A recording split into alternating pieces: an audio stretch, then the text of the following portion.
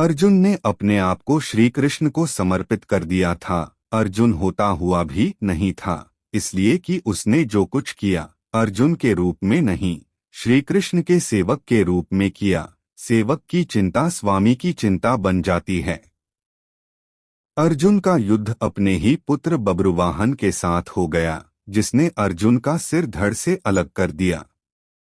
और कृष्ण दौड़े चले आए। उनके प्रिय सखा और भक्त के प्राण जो संकट में पड़ गए थे। अश्वमेध यज्ञ का घोड़ा बब्रुवाहन ने पकड़ लिया और घोड़े की देखभाल की जिम्मेदारी अर्जुन पर थी। बब्रुवाहन ने अपनी मां चित्रांगदा को वचन दिया था कि मैं अर्जुन को युद्ध में परास्त करूंगा, क्योंकि अर्जुन चित्रांगदा से विवाह करने के बाद लौटकर नहीं आया था। और इसी बीच चित्रांगदा ने बब्रुवाहन को जन्म दिया था। चित्रांगदा अर्जुन से नाराज थी और उसने अपने पुत्र को यह तो कह दिया था कि तुमने अर्जुन को परास्त करना है, लेकिन यह नहीं बताया था कि अर्जुन ही तुम्हारा पिता है। और बब्रुवाहन मन में अर्जुन को परास्त करने का संकल्प लिए ही बड़ा हुआ। शस्त्र विद्या सीखी, कामाख्या देवी से दिव्य बाण भी प्राप्त किया अर्जुन के वध के लिए। और अब बब्रुवाहन ने अश्वमेध के अश्व को पकड़ लिया तो अर्जुन से युद्ध अश्वयंभावी हो गया। भीम को बब्रुवाहन ने मूर्छित कर दिया और फिर अर्जुन और बब्रुवाहन का भीषण संग्राम हुआ।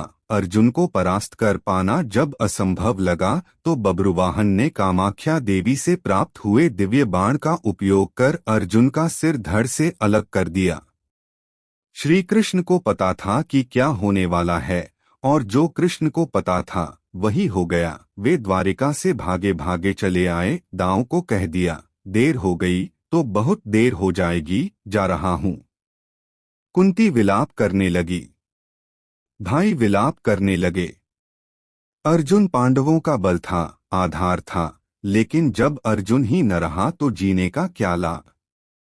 माँ ने कहा, बेटा तुमने बीच मझदार में यह धोखा क्यों दिया।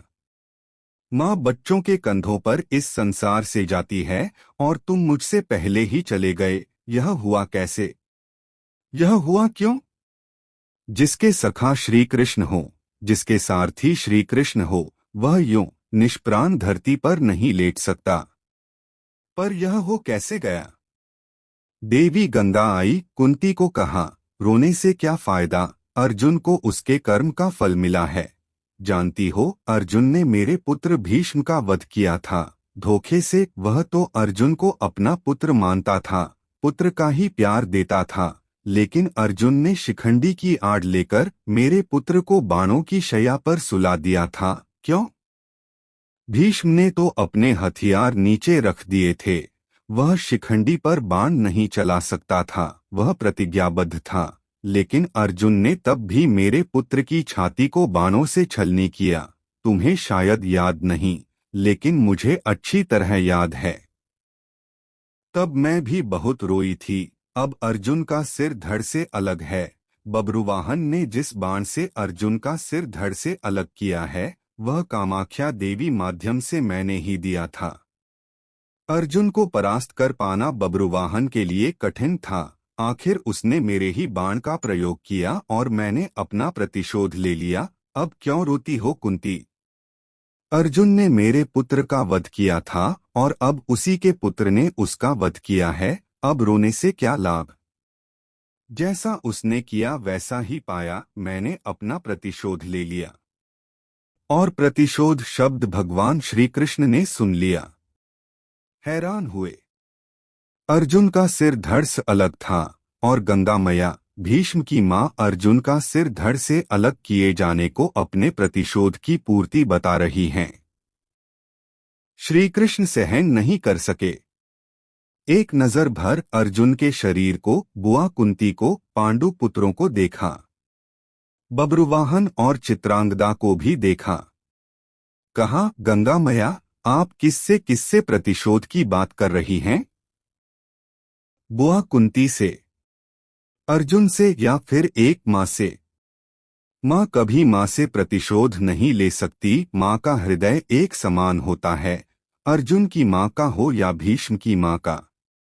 आपने किस माँ प्रतिशोध लिया है। गंगा ने कहा, वासुदेव, अर्जुन ने मेरे पुत्र का उस समय वध किया था जब वह निहत्था था। क्या यह उचित था? मैंने भी अर्जुन का वध करा दिया उसी के पुत्र से। क्या मैंने गलत किया? मेरा प्रतिशोध पूरा हुआ। यह एक मां का प्रतिशोध है। श्री कृष्ण ने समझाया, अर्जुन ने जिस स्थिति में भीष्म का वध किया वह स्थिति भी तो पितामह ने ही अर्जुन को बताई थी, क्योंकि पितामह युद्ध में होते तो अर्जुन की जीत असंभव थी और युद्ध से हटने का मार्ग स्वयं पितामह ने ही बताया था। लेकिन यहाँ तो स्थिति और है, अर्जुन ने तो बब्रुवाहन के प्रहारों को रोका ही है, स्वयं प्रहार तो नहीं किया, उसे काटा तो नहीं। और यदि अर्जुन यह चाहता तो क्या ऐसा हो नहीं सकता था? अर्जुन ने तो आपका मान बढ़ाया है, कामाख्या देवी द्वारा दिए गए आपके ही बाण का प्रतिशोध लेकर आपने पितामह का, अपने पुत्र का भी भला नहीं किया। गंगा दुविधा में पड़ गई। श्री कृष्ण के तर्कों का उसके पास जवाब नहीं था। पूछा, क्या करना चाहिए? जो होना था सो हो गया, आप ही मार्ग सुझाएं। श्री कृष्ण ने कहा, आपकी प्रतिज्ञा पूरी हो गई, उपाय तो किया ही जा सकता है, कोई रास्ता तो होता ही है। जो प्रतिज्ञा आपने की वह पूरी हो गई, जो प्रतिज्ञा पूरी हो गई तो अब उसे वापस भी लिया जा सकता है, यदि आप चाहें तो क्या नहीं हो सकता? कोई रास्ता तो निकाला ही जा सकता है।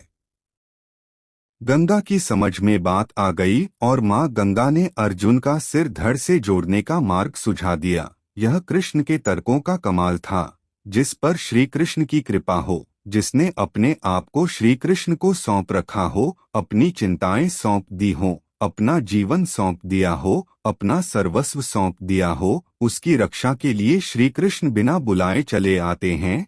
द्वारिका से चलने पर दाऊ ने कहा था, कान्हा, अब अर्जुन और उसके पुत्र के बीच युद्ध है, कौरवों के साथ नहीं, फिर क्यों जा रहे हो? तो कृष्ण ने कहा था, दाऊ, अर्जुन को पता नहीं कि वह जिससे युद्ध कर रहा है वह उसका पुत्र है, इसलिए अनर्थ हो जाएगा और मैं अर्जुन को अकेला नहीं छोड़ सकता। भगवान और भक्त का नाता ही ऐसा है, दोनों में दूरी नहीं होती, और जब भक्त के प्राण संकट में हो तो भगवान चुप नहीं बैठ सकते।